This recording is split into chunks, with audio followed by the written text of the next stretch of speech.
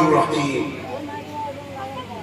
نحمده ونصلي ونسلم على رسوله الكريم وعلى آله وأصحابه وأهل بيته وأولياء أمته أجمعين. قال الله تبارك وتعالى في القرآن المجيد والفرقان الحميد هذا القرآن وإن كنت من قبله لمن الغافلين. آمنت بالله ورسوله وصدق الله المولانا العظيم. صدر جلسہ قاضی باوقار مولانا قاضی عرفان چشتی صاحب اور سرپرست مدرسہ مولانا عرفان ازہری صاحب، مولانا غلام غوث صاحب، مولانا محب اللہ مصباحی صاحب،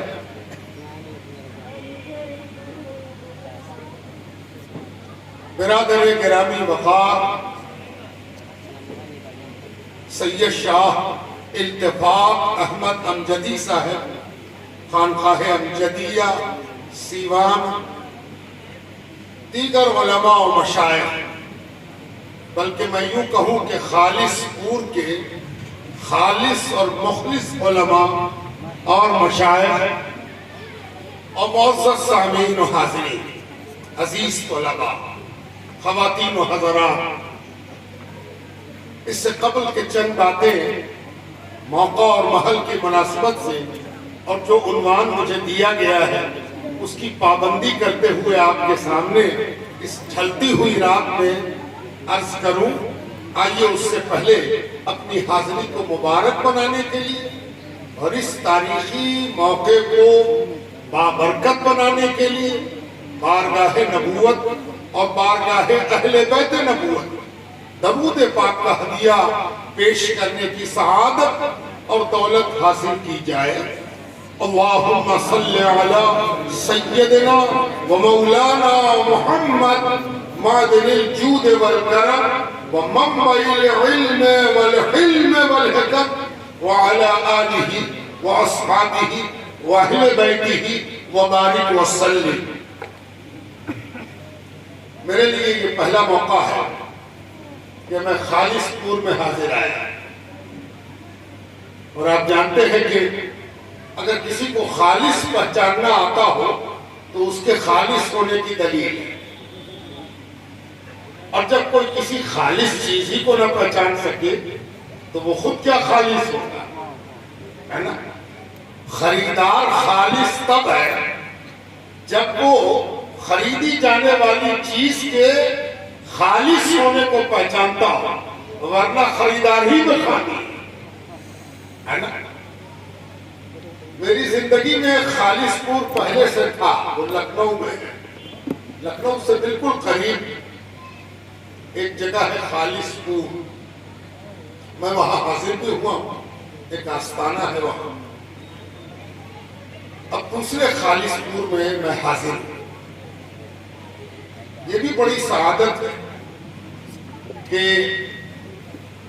اسلام نے دنیا کو 3 قسم کے مراکز دیے ہیں، 3 قسم کا انسٹیٹیوشن، کیندر، ادارہ، مرکز اسلام نے دیا ہے. ایک کا نام ہے مسجد، دوسرے کا نام ہے مدرسہ، اور تیسرے کا نام ہے خانقاہ. آدمی کو اگر زندگی میں کہیں جانا ہو تو ہمیشہ یہ خیال رکھے کہ ان تینوں میں سے کسی ایک کی زیارت کی نیت کرے. خوش قسمت ہوگا تو تینوں کو ایک ساتھ زیارت کرے. خوشا مسجدو مدرسہ و خانقاہ کہ دروے بود قیل و قال محمد صلی اللہ علیہ وآلہ وسلم. تو مدرسے تک آنا ہوا تو اس سے اچھا سفر اور کیا ہوگا. مدرسے کا محل وقوع دیکھ کر اور طبیعت خوش ہوئی. عموماً بازار میں مدرسہ کم ہوتا ہے، یہ بازار میں مدرسہ ہے، یعنی بازار بھی آپ کو علم سے غافل ہونے نہیں دے گا۔ بازار جو غفلت کی جگہ ہے، بازار جو آدمی کو بھٹکانے کا سبب بنتا ہے۔ قاضی صاحب بیٹھے ہیں، جو زیادہ بازار میں بیٹھتا ہے اس کی شہادت پر سوالیہ نشان ہے۔ جو دن رات بازار میں بیٹھے بازار گیری کرے، بازاری میں اس کا دل لگے، اس کی شہادت ذرا پس و پیش میں ہے، ٹھوک بجا کے شہادت دی جائے، اس لیے کہ اس کی نگاہیں ہمیشہ نیا جلوہ دیکھتی رہتی ہیں۔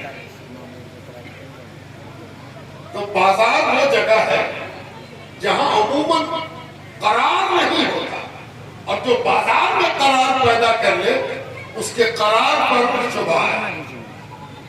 اور عین بازار میں مدرسہ ہے، اس سے پتہ چلا کہ یہ خالص پور اس لیے ہے کہ یہاں بازار میں علم بھی ملتا ہے۔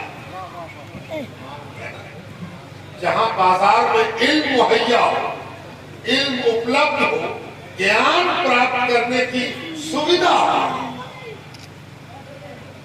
گیان کے مارگدرشن کے لیے کوئی ادارہ ہو، کوئی کیندر ہو، تو اس سے زیادہ خالص اور کیا ہو۔ اور آپ تو جانتے ہیں کہ کسی چیز کے خالص ہونے کی پہچان گیان سے ہوتی ہے۔ جتنا گیان پکا ہوگا، علم جتنا پکا، راسخ، مضبوط، مکمل، اتنا ہی زیادہ خالص کی پہچان مکمل۔ آدمی جو دھوکہ کھاتا ہے وہ اسی لیے کہ علم ادھورا ہے، ناقص، کچا ہے، پہچان نہیں سکا کہ کون سی چیز خالص ہے، پیور ہے۔ تو علم اگر ہے تو آدمی کو خالص کی پہچان ہو جائے۔ تو میرے لیے بڑی سعادت ہے کہ میں خالص پور آیا، مدرسے میں آیا، مدرسے کو دیکھا تو گروئنگ نظر آیا، پڑھتا ہوا مدرسہ ہے، گھٹتا ہوا مدرسہ نہیں ہے۔ عمارت اٹھ رہی ہے، دستار بندی کا جلسہ ہے، 5 حافظ کی دستار بندی ہو رہی ہے۔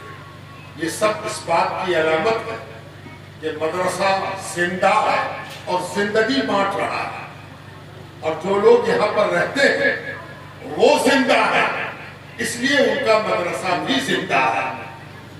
مدرسہ، مسجد اور خانقاہ یہ تینوں بتا دیتے ہیں کہ پڑوس زندہ ہے کہ مردہ ہے۔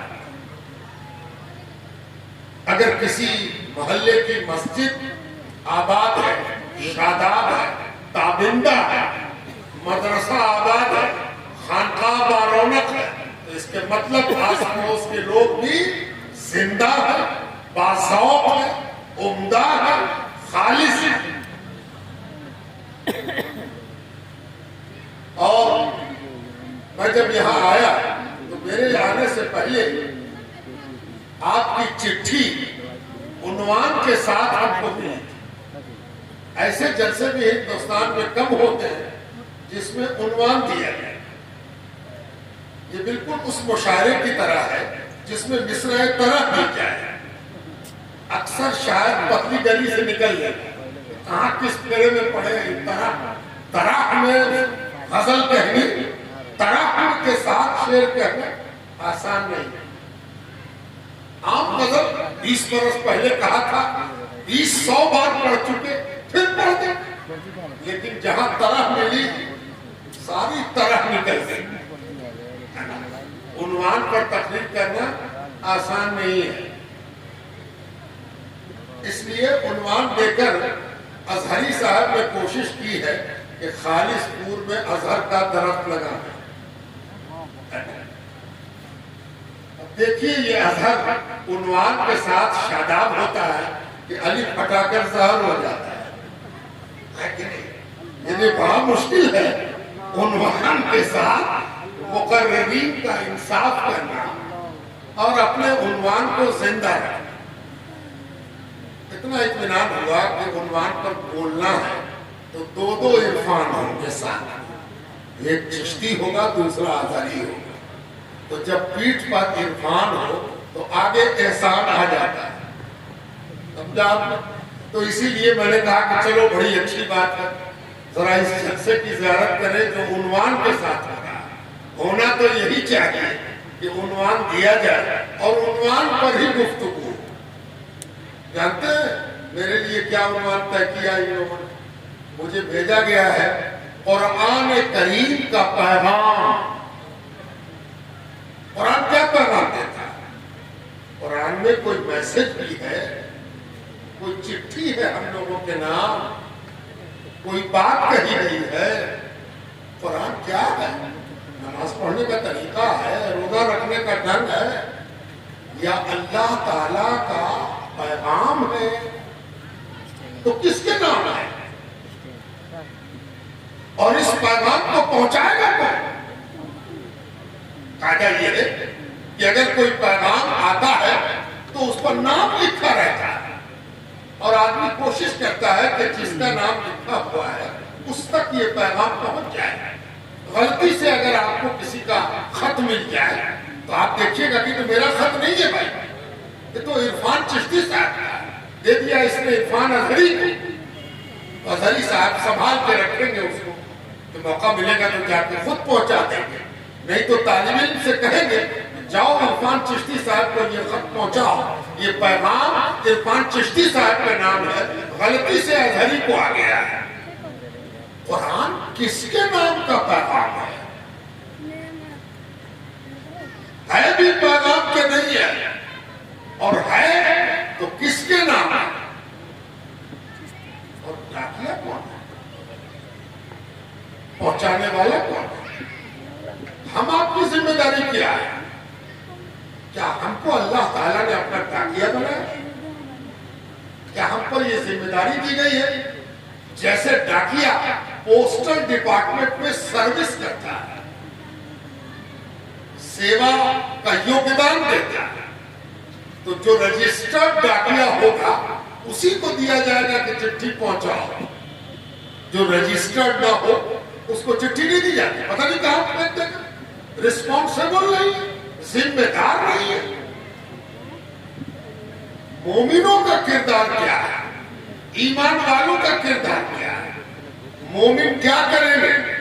کیا ان کی ذمہ داری صرف یہ ہے کہ وہ کہیں کہ قرآن میری کتاب ہے، قرآن خوانی ہو تو قرآن پڑھ لیں، قرآن نماز میں پڑھا جائے اور جہری ہو تو سن لیں، چند سورتیں یاد کر لیں، اور کوئی پوچھے کہ قرآن تمہاری کتاب؟ ہاں میری کتاب ہے، ہم لوگوں کی کتاب ہے۔ کیا قرآن اسی لیے اترا یا ہم قرآن کو ماننے والے، چاہنے والے اور پہنچانے والے بھی ہیں؟ تو کس کو پہنچائیں گے اور پہنچانے کا طریقہ کیا ہوگا؟ آپ نے دیکھا کبھی کہ ڈاکیا 10 بجے رات کو آیا ہو، 10 بجے رات میں ڈاکیا آوے اور کھٹکھٹاوے اور کہے کہ آپ کی چٹھی، تو آپ کہیے گا نیا ڈاکیا دیکھ رہے ہیں، 10 بجے رات کو آیا، آنکھ لگ گئی تھی، یہ ڈاکیا کے آنے کا وقت ہے؟ اور ڈاکیا آئے اور کہے کہ بہت تھک گئے، لائیے کچھ کھلائیے پلائیے، تو آپ کہیے گا میں کسی پر ڈاکیا آیا؟ یہ تو کھلانے پلانے کی بھی بات کر رہا ہے، کہ نہ آوے تو اچھا ہے، کہ کہاں سے آ گیا ہے؟ ڈاکیا آوے اور کہے روسی ہے، بڑی خراب خبر آپ کے لیے آئی ہے، پڑھیے، لیجیے اپنا چٹھی پڑھیے جائے، تو آپ کہیے گا منحوس ہے، نہ آوے تو اچھا ہے، پہلے ہی بول دیا کہ خراب خبر لے کے آئے۔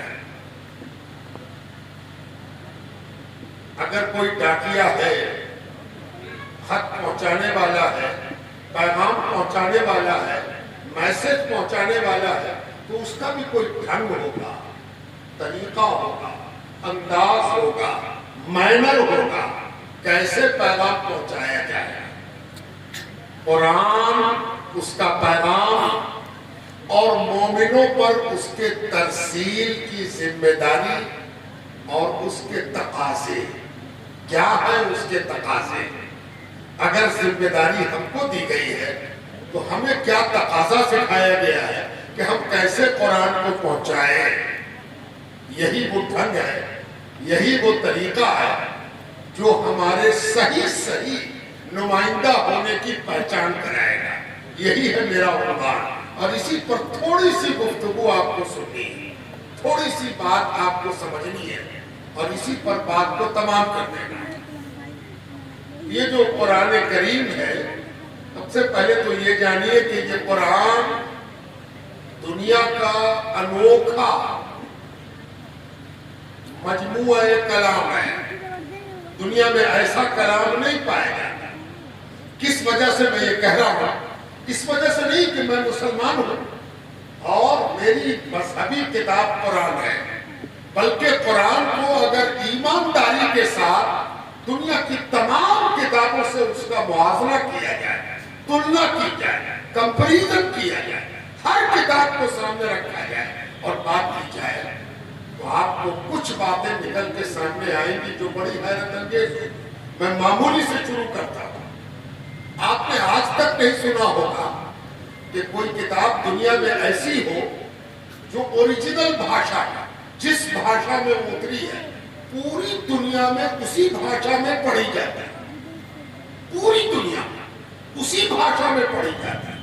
چین میں بھی پڑھا جائے, یورپ میں بھی پڑھا جائے, ایشیا میں بھی پڑھا جائے, افریقہ میں بھی پڑھا جائے اور امریکہ میں بھی پڑھا جائے. دنیا میں کتابیں پڑھی جاتی ہیں. کیوں پڑھی جاتی ہیں؟ اس لیے کہ ان کا انواد, ان کا ٹرانسلیشن, ان کا ترجمہ دنیا کی مختلف زبانوں میں پایا جاتا ہے. میں مثال دے دیتا ہوں. عیسائیوں کی مذہبی کتاب ہے بائبل. بائبل پوری دنیا میں پائی جاتی ہے, ہندوستان میں بھی پائی جاتی ہے. ہندوستان میں ایک بڑا آدمی ہوا عیسائیوں کے سماج کا, اس کا نام تھا فادر کامل پل کے, عیسائی پادری. اس نے بائبل کا ترجمہ کیا, ٹرانسلیشن کیا ہندی میں. بڑا پرامانک انواد ہے, اسٹینڈرڈ ترجمہ کامل پل کے تھے بائبل کا, انجیل کا. ظاہر ہے کہ اگر کوئی آج بائبل پڑھنا چاہے تو پہلے تو اس کا من کرے, پھر وہ کھوجے گا کہ کہاں ملے گی, اس کے بعد پوچھے گا کہ ہندی میں ملے گی کہ نہ ملے گی. اور جب اس کو ہندی میں دیا جائے گا تو اتنی موٹی کتاب, بہت لائٹ وزن کے پیپر پر چھپی ہے, پھر بھی وہ 1 کلو سے کم کی نہیں ہے. اس کتاب کو وہ لے کے پڑھنا چاہے تو پڑھ سکتا ہے, انگریزی میں پڑھنا چاہے تو پڑھ سکتا ہے, اردو میں ترجمہ ہو گیا اردو میں پڑھ سکتا ہے. ظاہر ہے کہ ان کتاب کے پڑھنے کی وجہ اس کا ترجمہ ہے, اس کا ٹرانسلیشن ہے, اس کا انواد ہے. لیکن آپ کو جان کے حیرت ہوگی کہ چائنیز بھی عربی میں پڑھ رہا ہے اور ساری دنیا عربی میں پڑھ رہی ہے. اب ایک اور بیچ سے بات یاد رکھ لیجئے کہ بائبل کی اوریجنل کاپی جس زبان میں بائبل اترا تھا عیسائیوں کے عقیدے کے مطابق, وہ تو اب دنیا میں پائی بھی نہیں جاتی. انگریزی میں اس کا ٹرانسلیشن ترجمہ ملتا ہے. آپ کبھی کہہ سکتے ہیں بھائی مسلمان ہیں, ہم تو قرآن عربی میں پڑھتے ہیں. ہاں ترجمہ الگ الگ زبان میں ہے, چاہے تو پڑھ سکتے ہیں. بائبل بھی ہم لینا چاہتے ہیں. ایک دکاندار, ایک کتاب والے بائبل وہ والی دو جس زبان میں بائبل نازل ہوئی, تو دکاندار کہے گا ایسی کوئی بائبل نہیں ہے میرے پاس, میرے پاس انگریزی میں ہے, ہندی میں ہے, اردو میں ہے. تو پہلی بات یہ سمجھ میں آئی کہ قرآن اپنی زبان کے اعتبار سے دنیا کی اکیلی کتاب ہے. اب دوسری صفت, وہ بھی زبان کے اعتبار سے. آپ یہاں اہل علم کا مجمع ہے, سامنے بھی اہل علم ہے, اور وہ بھی خالص. زبان بھی, بھاشا بھی, لینگویج بھی انسان کی طرح پیدا ہوتی ہے, بڑی ہوتی ہے, جوان ہوتی ہے، ادھیڑ ہوتی ہے، پھر زبان کو بھی بڑھاپا آتا ہے، پھر زبان کو بھی بیماری لگتی ہے، پھر زبان بھی دم توڑتی ہے۔ اسی لیے جو کتاب 200 300 400 500 700 برس پہلے لکھی گئی ہے، اس کو آج اگر آپ پڑھنا چاہیے تو آپ کو دشواری ہے، اس لیے کہ وہ 700 سال پہلے کی زبان ہے، 1000 سال پہلے کی زبان ہے، 2000 سال پہلے کی زبان ہے۔ بھئی آج کل پڑھنا بڑا مشکل ہے۔ انگریزی میں جو لوگ انگریزی ادب پڑھتے ہیں وہ جانتے ہیں کہ شیکسپیئر کی چیزوں کو پڑھنے کے لیے ڈکشنری دیکھنی پڑتی ہے کہ بھئی کون سی انگریزی شیکسپیئر نے لکھی ہے۔ 200 سال ہو گیا، 200 سال میں انگریزی نے اپنا روپ بدل دیا، لیکن آپ کو جان کے حیرت ہوگی کہ 1500 سال ہو گئے قرآن کے نازل ہوئے۔ عربی کو قرآن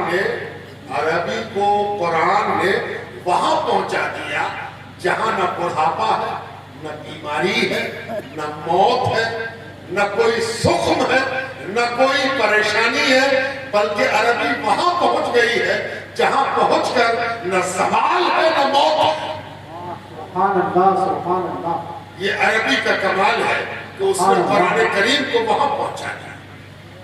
قرآن کی عربی وہی ہے جو آج مادری زبان رکھنے والے عرب وہی زبان بولتے ہیں جو قرآن کی زبان ہے۔ سبحان اللہ۔ بیچ میں مصنوعی زبانیں پیدا ہوئی، سجا اور دوسرے انداز کی عربی، لیکن وہ سب دھیرے دھیرے مر گئی۔ زندہ وہی عربی ہے جو قرآن کی عربی ہے۔ ایسا کیوں ہوا؟ اب میں زبان کی بات چھوڑ دیتا ہوں، تو ذرا مشکل لگ رہی ہے آپ کو۔ ایسا اس لیے اللہ تعالیٰ نے ممکن فرمایا کہ قرآن اگر آفاقی نہیں ہوگا تو اللہ کے بندوں تک پیغام پہنچے گا کیسے؟ یہ اللہ کا اپنے بندوں سے خطاب ہے، اللہ تبارک و تعالیٰ کا اپنے بندوں سے بات چیت فرمانا ہے، گفتگو کرنا ہے، کنورسیشن ہے۔ قرآن کیا ہے؟ اللہ تعالیٰ انسانوں سے اور جناتوں سے گفتگو فرما رہا ہے۔ قرآن میں اس کی وضاحت بھی کرتے ہیں۔ جانتے ہیں قرآن کا سمبودھن کن کن لوگوں سے؟ یا ایھا الذین آمنوا، اے ایمان والو، یا ایھا الناس، اے لوگوں، جو بھی انسان ہے سب قرآن کا مخاطب ہے۔ اور اللہ تبارک و تعالیٰ نے خود اپنی تعریف، اپنا ڈیفینیشن، اپنی پریبھاشا بھی دے دی۔ کون ہے اللہ؟ قل اعوذ برب الناس، ملک الناس، الہ الناس۔ کوئی اس غلط فہمی میں نہ رہے کہ وہ کسی خاص ذات کا ہے، کسی خاص مذہب کا ہے، کسی خاص مسلک کا ہے۔ عامۃ الناس کا رب ہے، پالنہار ہے سب کا، سب کو پالنے والا ہے، سب کو سنبھالنے والا ہے۔ یہ اس کی کتاب ہے، یہ اس کا پیغام ہے، یہ اس کا سمبودھن ہے جو سب کا پالنہار ہے، جو سب سے مخاطب ہے، سب کو مخاطب کر رہا ہے۔ ماننے والوں کو آمنو کہتا ہے، یا ایھا الذین کفروا کہتا ہے، یا ایھا الذین ہادوا کہتا ہے۔ اللہ تبارک و تعالیٰ سب کو مخاطب کر رہا ہے، ماننے والے کو بھی اور نہ ماننے والے کو۔ اور ہم سے کیا کہتا ہے پروردگار؟ سنو، تم تو قرآن والے ہو گئے ہو نا، تو تمہاری ایک ذمہ داری ہے کہ قرآن میں جو بات کہی گئی ہے اس کو تم دو طرح سے دنیا کو پہنچاؤ۔ دو طرح سے۔ کیسے کیسے پہنچاؤ؟ منہ سے، بول کے، پڑھ کے، سنا کے، تقریر کر کے۔ اور دوسرا طریقہ کیا ہوگا؟ عمل کرنا، اس کو پرکھ کرنا۔ ایک تمہارا ووکل اپروچ ہوگا اور دوسرا تمہارا پریکٹیکل اپروچ ہوگا۔ کبھی کبھی بنا بولے بھی کام چل جاتا ہے۔ آدمی کا کیریکٹر، آدمی کا کردار، آدمی کا بیہیویئر، آدمی کا انداز کار بہت کچھ کہتا ہے۔ اور جب کسی آدمی کی ادا کسی کو پسند آ جاتی ہے، ارے بہت بہترین آدمی ہے بھائی، ٹرین پر سفر کرتے ہوئے، 3 ویلر پر بیٹھتے ہوئے، ترازو پکڑے ہوئے دیکھتے ہوئے کہ جب دیتا ہے جھکتا دیتا ہے، ڈنڈی نہیں مارتا. تو آدمی ایک دن پوچھتا کہاں کا ہے بھائی، یہ آدمی کہاں کا ہے؟ پتا چلا کہ خالص پور کا. اچھا خالص پور کا، اس کا تو تولہ بھی خالص ہے نا. تو جب مسلمان قرآن کے بتائے ہوئے اسٹینڈرڈ پر اپنے آپ کو پورا اتارے گا تو ایک دن دنیا مجبور ہوگی پوچھنے کو کہ بھائی اس آدمی کے زندگی جینے کا معیار کیا ہے، سبحان اللہ، یہ کون سی زندگی جیتا ہے، اس کے جیون کا آدھار کیا ہے. کوئی تو آدھار ہوگا، کوئی تو اس کی آچار سنہیتا ہوگی، کوئی تو ہوگا جس کو زندگی جینے کا سلیقہ سکھاتا. اب خالص پور سے کوئی عورت گزرے، نہ کوئی ٹوکے، نہ کوئی ہفتی کسے، نہ کوئی بری نگاہ ڈالے، تو زمانے کی نگاہ کو دیکھنے والی عورت ایک دن مڑ کے پوچھے گی یہ کون بستی ہے. جب بھی ہم ادھر سے گزرے ہیں ہم نے اپنے آپ کو سرکشت، سمانت، سسجت پایا ہے، کسی نے مجھ کو چھیڑ چھاڑ نہیں کیا. تو کوئی بتائے یہاں وہ لوگ رہتے ہیں جو قرآن پر عمل کرتے ہیں، سبحان اللہ، یہ قرآن والے لوگ ہیں نا. جب سرکاری ڈاٹا بنے تو کوئی پوچھے ارے بھائی خالص پور کا کوئی کیس کورٹ میں نہیں آیا جس میں کوئی بہن شکایت کرے کہ بھائی نے حصہ نہیں دیا، کوئی بیوی شکایت کرے کہ شوہر پوچھتا نہیں، کوئی ماں شکایت کرے کہ بال بچے میری پرورش، نگہداشت، خیال بات نہیں کرتے، ایسا کوئی کیس نہیں آیا.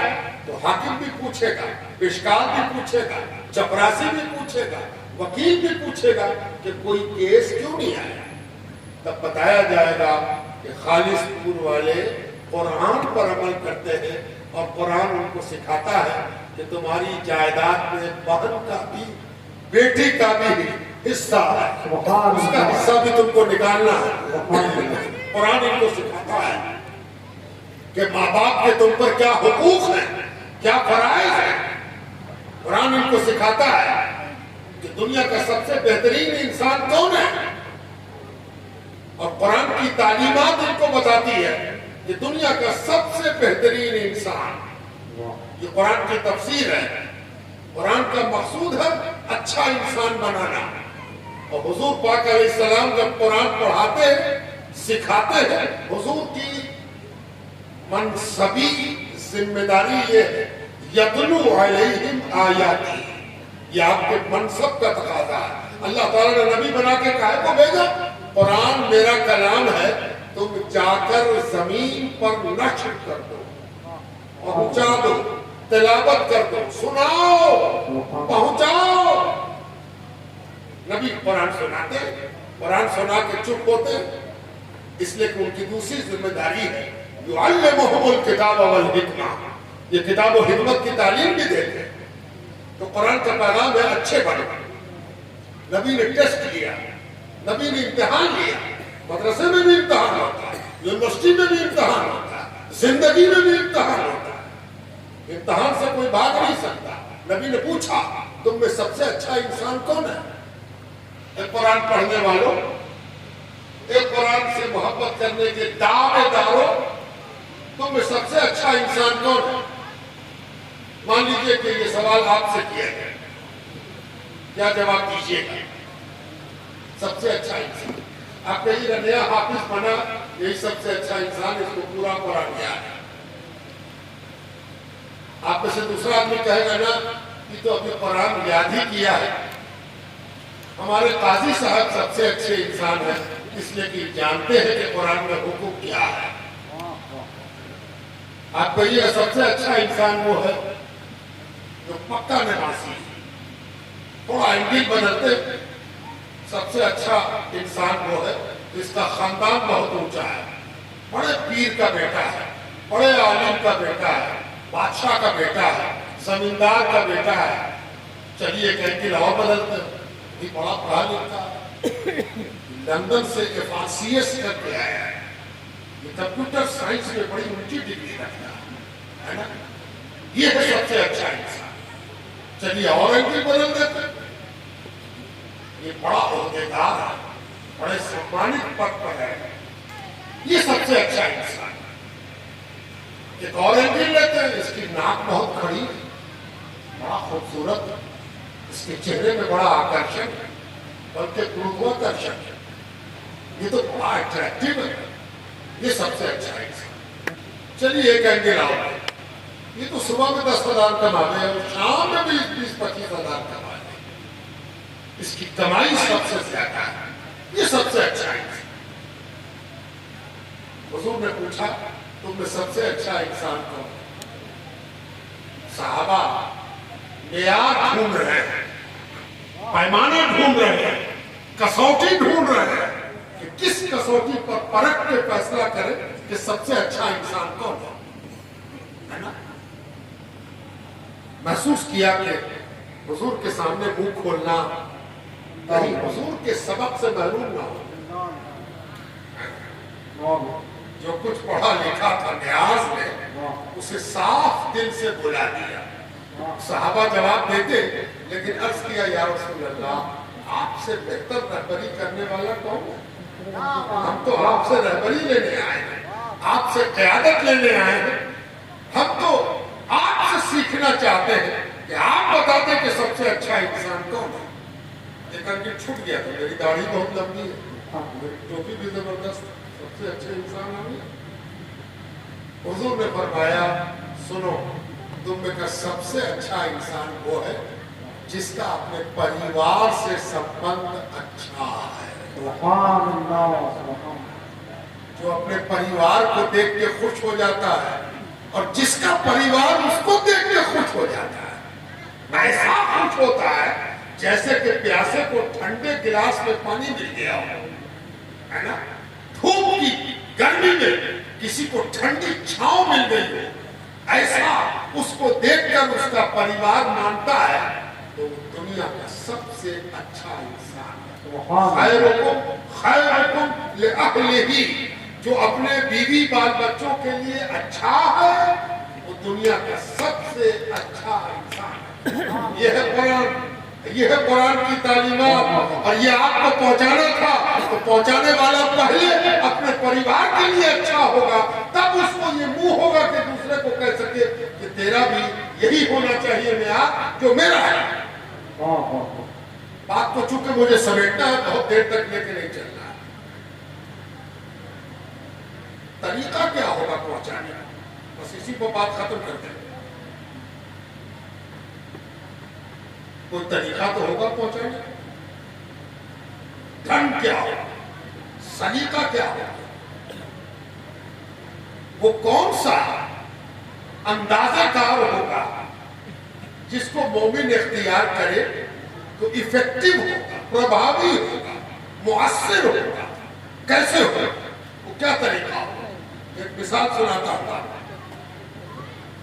میں نے سنا کہ اس بستی میں واقعہ سننے سے لوگ گھبراتے ہیں، ہم نے کہا کہ فرضی داستان سنتے سنتے واقعہ سننے کی لذت ختم ہو جائے۔ چلیے ایک واقعہ آپ کو سنا۔ عربی میں واقعہ اس گھٹنا کو کہتے ہیں جو سچ مچ گھٹی ہو، فکشن کو نہیں کہتے، ناول کو نہیں کہتے، افسانے کو نہیں کہتے، سچائی کو کہتے ہیں۔ ایک روز مدینہ پاک میں مسجد نبوی میں سیدنا امام حسن اور سیدنا امام حسین رضی اللہ تعالی عنہما وعلیہم السلام تشریف لائے۔ کب؟ جب آپ کی عمر مشکل سے 10 سال 15 سال کے لگ بھگ رہی ہو، بڑے اور چھوٹے بھائی۔ جب آپ مسجد نبوی میں آئے تو جو جگہ مقرر تھی وضو کرنے کے لیے، وہاں پر دیکھا کہ ایک اعرابی بدو دیہاتی آدمی وضو کر رہا۔ سیدنا امام حسن کی بھی نظر پڑی اور سیدنا امام حسین کی بھی نظر پڑی۔ دونوں نے دیکھا کہ ایک بدو دیہاتی وضو کر رہا ہے. اندازہ ہوا کہ وضو میں بڑی خامی ہے، کمی ہے، وضو اچھی طرح نہیں کر رہا، ارکان کے ساتھ عدل نہیں کر رہا، انصاف نہیں کر رہا. جتنا ہاتھ دھونا چاہیے تھا، جتنی بار دھونا چاہیے تھا، جس باریکی سے دھونا چاہیے تھا، وہ نہیں دھو رہا. اب ذرا رک جائیے. آج کا انسان اگر کسی کو وضو کرتے ہوئے دیکھ لے اور لگے کہ غلط وضو کر رہا ہے تو آپ کو معلوم ہے کہ وہ کیسے ٹوکے. اگر دیکھا کہ بوڑھا ہے تو پہلا جملہ یہ ہوگا کہ بڈھے ہو رہے تم کو وضو کرنا نہیں، بڈھے ہو رہے ہو وضو کرنا نہیں آتا. پوری زندگی تم کوشش کرتے رہے تم کو وضو کرے بھی نہ آتا. جوان کو دیکھا تو کہا کہ کیا زمانہ آ گیا، آج کل کے جوان کو وضو کرنا بھی نہیں ہے نا. بیچارے جوان کو تیر لگ گیا اور بوڑھا تو گھائل ہو کے چھٹپٹا گیا. یہ انداز کار ہے. تو انداز بھی ہمیں کس سے سیکھنا ہے؟ ان سے سیکھنا ہے جسے دنیا نے نہیں آسمان نے بھی کہا یہ انداز والے ہیں. سبحان اللہ، سبحان اللہ. سیدنا امام حسن نے امام حسین کو دیکھا اور امام حسین نے امام حسن کو دیکھا. چھوٹے بھائی آگے بڑھ گئے، وضو کے پاس وضو خانے میں بیٹھ گئے، وضو کی جگہ پر بیٹھ گئے. کہنے لگے بھیا ذرا مہربانی کیجیے. امام حسن نے کہا بولو بھائی کیا مہربانی کری؟ امام حسین نے کہا میں ذرا وضو کرتا ہوں، ذرا آپ دیکھتے جائیے کہ وضو صحیح ہے یا غلط ہے. بھیا ذرا دیکھیے گا تو کہ وضو میں کوئی خامی تو نہیں ہے، کوئی لغزش تو نہیں ہے، کوئی چیز چھوٹ تو نہیں رہی ہے نا. اب امام حسین وضو کر رہے ہیں اور امام حسن غور سے دیکھ رہے ہیں اور بیچارہ دیہاتی اس کے کان میں جو آواز گئی تو وہ بھی کنکھیوں سے دیکھ رہا ہے کہ کون سے لال ہیں ایسے ستھرے بچے، تو کیا سلیقے کی گفتگو ہے نا. تو دیکھو تو ذرا یہ وضو کر رہے ہیں اور ان کا بڑا بھائی ان کو دیکھ رہا ہے، وہ گوشہ چشم سے ہے نا. ایک کنکھی بھی بڑے کام کی چیز ہے، توجہ چاہتے ہیں. ہر چیز کام کی ہے بشرطے کے سکاراتمک ہو. اگر مثبت ہے تو کنکھی بھی بڑے کام ہے نا. اچھا جانتے ہو آپ کے کنکھی کی قدر دنیا نہیں کرے، یہاں تک کون کرے؟ اللہ کی تعریف معلوم ہے. اللہ تعالیٰ کون ہے؟ جو کنکھیوں کو بھی پہچانتا ہے کہ یہ کنکھی کدھر جا رہی ہے. اللہ اپنی پناہ ہے نا. کنکھی کدھر جا رہی ہے یہ اللہ جانتا ہے. اس دھوکے میں نہ رہنا کہ ہم مار رہے ہیں تو ہم ہی جانتے ہیں. پروردگار وہ ہے جو آنکھوں کے اینگل کو بھی پہچانتا ہے. اس لیے اس رب کے بندے بنے ہو. تمہارا رب کوئی معمولی رب نہیں ہے، بازاری رب نہیں ہے. وحدہ لا شریک له، ایسا کوئی نہیں ہے، نہ ہے نہ تھا نہ ہو سکتا ہے نا. کنکھیوں سے اس اعرابی نے دیکھا کہ وضو کر رہے ہے نا. وضو مکمل ہوا، سبق بھی مکمل ہے نا. حضرت امام حسین اٹھے تو وہ اعرابی بھی اٹھا، تشکر کرتا، تشکر ادا کرتا، احسان مانتا. یہ ہے وہ سلیقہ، یہ ہے وہ انداز کار جو اللہ نے سکھایا، اللہ کے رسول نے سکھایا، اہل بیت نے سکھایا، صحابہ نے سکھایا، اولیاء نے سکھایا ہے نا. اب آپ کہیں گے کہ تو آپ نے پتہ نہیں کہاں سے یہ واقعہ لایا ہے نا. ایک اور بات ہے، وناش کالے وپریت بدھی. جب آدمی کے سامنے وناش ہوتا ہے تو بدھیاں الٹ جائے، بجائے سیکھنے کے آدمی ثبوت کھوجے لگے بہت اچھا. سیکھنا نہیں چاہے گا، ثبوت کھوجے گا. یہ ثبوت کہاں پر ہے اس کا؟ ارے یہ سیکھنے کی چیز ہے، یہ ثبوت کی چیز نہیں ہے. ثبوت بعد میں دیکھنا، پہلے سیکھ تو جاؤ، واہ واہ. ہے نا. کہاں اسے راوی نے پوچھا یہ بیٹا تم کو وضو کون سکھائی، ہے نا. تب وناش کال سے اپنے آپ کو اللہ سے پناہ طلب کرنی چاہیے. پروردگار وناش سے تیری پناہ، ہم کو بچا کے رکھیو، سد بدھی دیجیو، ہے نا. سد بدھی بہت ضروری چیز ہے. اور سد بدھی نہ ہو تو لاؤ سونا ہو جائے مٹی. سد بدھی ہو تو مٹی کو چھو دو تو سونا ہو جائے، ہے نا. اب ثبوت سنو. قرآن کریم کہتا ہے، اللہ سبحانہ وتعالی قرآن کریم میں ارشاد فرماتا ہے کس کو؟ سیدنا موسیٰ علیہ السلام کو اور سیدنا ہارون علیہ السلام. دونوں نبی ہیں اللہ کے. دونوں سے اللہ تعالیٰ کہتا ہے جاؤ فرعون کے پاس. اذهبا، جاؤ تم دونوں. کہاں جاؤ؟ فرعون کے پاس. کہے کو جاؤ؟ انہو طغی، بڑا برباد ہو گیا ہے، سرکش ہو گیا ہے، لیک سے ہٹ گیا ہے، باغی ہو گیا ہے نا. فرعون کے پاس کیوں جاؤ؟ باغی ہو گیا ہے. باغی کس کا ہو گیا؟ مالک کا، ہے نا. اس کو کرنی چاہیے تھی اطاعت، کر رہا ہے بغاوت. مالک کون ہے؟ اللہ سبحانہ وتعالی. اور اللہ تعالیٰ اپنے نبی کو بھیج رہا ہے کہ جاؤ، باغی ہو گیا، سرکش ہو گیا. ذرا فرق محسوس کرتے جائیے گا. آگے بڑھ رہا ہوں، آپ فرق محسوس کیجئے. تو جاؤ تو کیا کرو؟ اللہ قادر مطلق، قہار، جبار، پوری قوم کو ایک بار میں مٹا دینے والا، ہر مخلوق پر چاہے وہ نظر آئے یا نہ آئے پہلی نگاہ رکھنے والا. کوئی اللہ کی نظر سے ہٹ نہیں سکتا، کوئی اللہ کی نگاہ سے چھپ نہیں سکتا. اور وہ اللہ اپنے نمائندے کو جب کسی کے پاس بھیجے گا تو کیا انداز ہوگا بھیجنے کا؟ اور کیجئے گا ذرا. بڑے بڑے طاقتوروں کو آپ دنیا میں دیکھتے رہتے ہیں، آپ خود بھی طاقتور ہیں. کبھی کبھی خالی سکول میں بیٹھے بیٹھے آپ کے فلنوا کو پکڑ کے لا پڑھتے ہیں.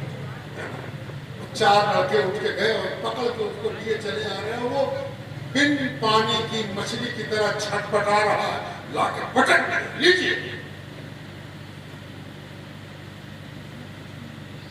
اللہ سبحانہ وتعالی جب اپنے نبی کو اپنے باغی کے پاس بھیج رہا ہے تو کہتا ہے اس سے تو بات کرنا تو قول لین میں کرنا، نرم بولی سے بولنا، مردو بھاشا بولنا، پیار سے بولنا، محبت سے بولنا، ہے نا.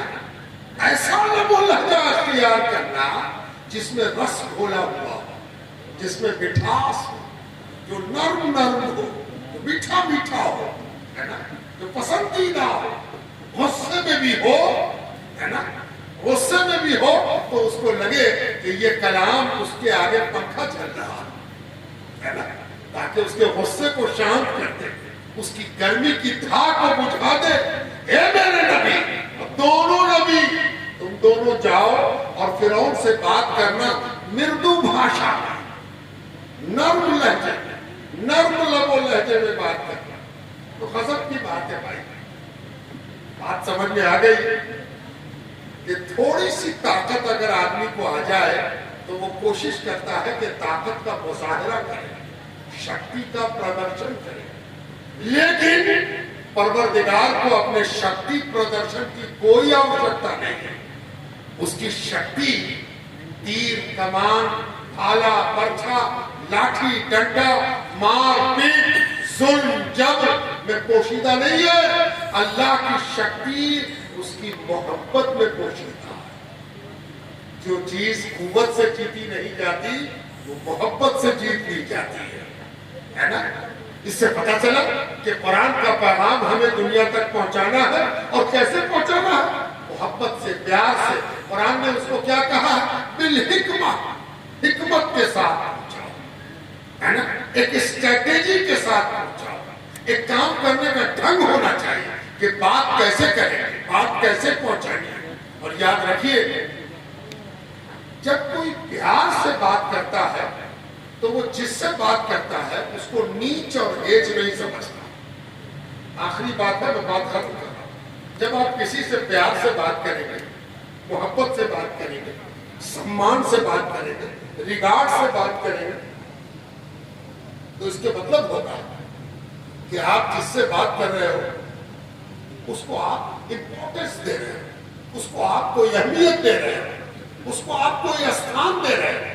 اور جیسے ہی اس کو انداز ملے گا کہ یہ ہم کو امپورٹنس دے رہا ہے تو وہ مجبور ہوگا آپ کی بات سننے کو، ہے نا۔ نیگلیجنس نہیں جھلکنا چاہیے، نیگلیجنس جھلکے گا تو نہیں سنے گا، یا پھر آپ اس کو ہیٹ اور نیچ سمجھ رہے ہیں تب بھی نہیں سنے گا۔ سننے کے لیے یہ ضروری ہے کہ اس کو احساس ہو کہ یہ آدمی ہم کو امپورٹنس دے رہا ہے۔ دنیا میں کوئی نبی، 1.25 لاکھ نبی آئے، کوئی نبی ایسا نہیں آیا جس نے اللہ کے اس قانون کی پابندی نہ کی ہو کہ اپنی برباد قوم سے، اپنی تباہ قوم سے، اپنی گمراہ قوم سے بات کیسے کی؟ نہایت نرم لب لہجے، مرحمت کے لب لہجے، رحمت کے لب لہجے۔ قرآن نے حضور صلی اللہ علیہ وسلم کی تعریف کرتے ہوئے فرمایا وَمَا أَرْسَلْنَاكَ إِلَّا رَحْمَةً لِلْعَالَمِينَ۔ اور اللہ تبارک تعالیٰ نے یہ بھی فرما دیا کہ اگر آپ سخت ہوتے، ترشرو ہوتے تو کیا ہوتا؟ لَنْفَضُّوا مِنْ حَوْلِكَ، سب آپ کے پاس سے بھاگ جاتے، کوئی آپ کے پاس نہ رہتا، ہے نا۔ اس لیے ہماری اور تمہاری یہ ذمہ داری بھی ہے۔ پہلی بات تو یہ کہ اپنی ذمہ داری کو سمجھنا چاہیے کہ ہم اللہ تبارک تعالیٰ کے ودیاپک ہیں، اللہ تعالیٰ کا ایڈورٹیزمنٹ ہے۔ ہر ایک آدمی کو آپ ڈیوٹی دیجئے کہ دیکھو تم مدرسے کا تمام بانٹ دو گے۔ یہ جو مدرسہ ہے حضرت نصیر کے نام سے، اس مدرسے کا پوسٹر بانٹنا ہے سب نے۔ اب دوسرے دن آپ دیکھیں کہ سارا پوسٹر سر کے نیچے لگا کے وہ آدمی سو رہا ہے، تو آپ کو کتنا غصہ ہے؟ ارے نہ بانٹنا تھا تو لیے کیوں؟ تم کو کہا تھا کہ بانٹ دو، بانٹے نہیں، اور سر کے نیچے لگا کے سو رہے ہو، پھر کھونچے والے کو بیچ دو گے، تب تو بہت گڑبڑ ہے۔ آپ کو تو اتنا غصہ ہے۔ اللہ تعالیٰ نے آپ کو کہا تھا کلمہ پڑھ لو اور میرا کلام، میرا پیغام دنیا کو پہنچاؤ، تو ہم نے خود کو بھی نہیں پہنچایا اور دوسروں کو بھی نہیں پہنچایا۔ یہ بڑا المیہ ہے، اور اسی گناہ کا کفارہ ادا کرنے کے لیے مدرسہ قائم کیا جاتا ہے کہ ہر آدمی تو پیغام نہیں دے سکتا، تو وہ کیا کرتا ہے؟ مدرسے کو کنٹریبیوٹ کرتا ہے۔ ہم تھوڑی سی کمائی کرتے ہیں، 100 روپیہ میری طرف سے مدرسے میں لے لیے، 500 روپیہ میری طرف سے مدرسے میں لے لیے، 10,000 روپیہ مدرسے میں ہم دیتے ہیں۔ کیوں دیتے ہیں؟ اس لیے دیتے ہیں کہ ہم پر پیغام پہنچانا اللہ تعالیٰ کا فرض ہے۔ افسوس کہ ہم نہیں پہنچا پا رہے۔ تو یہ جو مدرسے کے حافظ صاحب ہیں، جو نئے تیار ہوئے، مولانا صاحب ہیں جو تیار ہو رہے ہیں، تیار ہوں گے، یہ میرا کام کر رہے ہیں، یہ میرا فرض اتار رہے ہیں، یہ میری طرف سے اللہ کی جواب دہی کو میری طرف سے ادا کر رہے ہیں۔ تو اس لیے یہ مدرسہ بھی ہماری رسپانسبلٹی کو، ہماری ذمہ داری کو اپنے کندھے پر اٹھا لیتا ہے۔ جیسے کسی کا بھاری تھیلا کوئی آدمی کہے میرے کندھے پر رکھ دو نا، تو پہنچا دیتے ہیں گھر تک۔ مدرسہ اسی کا نام ہے کہ آپ کے کندھے پر جو فرض کا تھیلا ہے اس میں سے آپ نے مدرسے کو دیا ہے کہ مدرسہ اس کندھے کو اٹھا لے، تاکہ قبر میں بھی آپ کو جواب دہی میں آسانی ہو، حشر میں بھی آسانی ہو۔ اللہ تبارک و تعالی ہمیں اور آپ کو اپنی ذمہ داریوں کو سمجھنے کی توفیق عطا فرمائے۔ بعض دفعہ آپ کے دل میں خیال پیدا ہوتا ہوگا کہ آج ہم پریشان کیوں ہیں، ہم پر چاروں طرف سے حملے کیوں ہیں، اٹیک کیوں ہیں؟ اس کی کئی وجہ ہیں۔ ایک وجہ یہ بھی ہے کہ جب کوئی چیز، جب کوئی حصہ بدن کا، جب کوئی آدمی اپنی ذمہ داری ادا نہیں کرتا تو اس کو اٹھا کے آدمی کہاں پھینکاتا؟ اسٹور روم، گتال کھاتے ایک دن پورے وقت پھینکتے، ہاں پھینک دیو، ہاں کسی کام کرنا ہے، ہاں یہ کرسی پھینک دیو، کیا کرنی کرسی پر جب بیٹھو تو الٹ جائے، یہ کرسی اٹھا کے باہر پھینک، یہ بیٹھنے کے لائق نہیں ہے نا؟ تو آپ اور ہم بھیجے گئے تھے پیغام پہنچانے میں، تو آج ہم نے پیغام پہنچانا بند کر دیا تو ہمیں یہ حق نہیں ہے کہ ہم روتے رہے کہ پروردگار میرا خیال نہیں کرتا، پروردگار میرے اوپر مہربانی نہیں کرتا، پروردگار کی توجہ میرے اوپر نہیں ہے۔ کیسے رہے گی توجہ؟ تم نے پروردگار کا کام کہاں کیا؟ اس لیے ہم سب، میری بھی اور آپ کی یہ ذمہ داری ہے کہ ہم کبھی کبھی بستر پر لیٹے تو صرف یہ نہ سوچے کہ آج اتنا روپیہ کمایا کل اتنا کماوے، آج یہ کھانا کھایا کل یہ کھائیں گے، بیٹی کی شادی کرنا ہے، منسوخ چل رہی ہے، اللہ کرے کہ پوری ہو جائے، ٹھیک ہے یہ بھی سوچیے، لیکن یہ بھی سوچیے کہ آپ کلمہ پڑھ کر کس ذمہ داری کے لیے اللہ کے یہاں چنے گئے ہیں۔ آپ کی کچھ ذمہ داری ہے، آپ کا کچھ اتردائیتو ہے، آپ کی کچھ رسپانسبلٹی ہے۔ کل کے دن اللہ تعالیٰ پوچھ دے گا تو کیا ہوگا؟ آپ ممکن ہے کہ کہیے کہ ہم اس لائق ہے کہ پیغام پہنچا سکیں، تو میں نے پہلے ہی دو قسم بتا دی تھی، منہ سے پہنچائیے اور دوسرا عمل سے، ہاتھ سے پہنچائیے۔ اگر آپ منہ سے نہیں پہنچا سکتے، ہر آدمی مائک پر تقریر نہیں کر سکتا، ہر آدمی لوگوں سے بات کرنے پر قدرت نہیں رکھتا، ہر آدمی اس بات کی تو قدرت رکھتا ہے کہ وہ جو کام کرتا ہے اس میں ایمانداری کرتا ہے، جو کام کرتا ہے، وہ جھاڑو دیتا ہے تو جھاڑو دینے میں ایمانداری کرتا ہے، وہ اگر چپراسی کی نوکری کرتا ہے تو چپراسی میں ایمانداری کرے، وہ اگر پروفیسر ہے، وہ اگر مدرسے میں پڑھاتا ہے تو اس میں ایمانداری کرے، اس کی ایمانداری قرآن کے پیغام کا پہنچانا ہے۔ اللہ تعالیٰ ہمیں اور آپ کو نیک توفیق عطا فرمائے کہ ہمیں جو قرآن والا بنایا گیا ہے ہم قرآن کے پیغام کو جانیں، سمجھیں، عمل کریں اور دوسروں تک پہنچائیں۔ اللہ تبارک و تعالیٰ ہم کو اور آپ کو اس ذمہ داری کو نبھانے کی توفیق عطا فرمائے۔ وما علینا الا البلاغ، آمین یا رب العالمین۔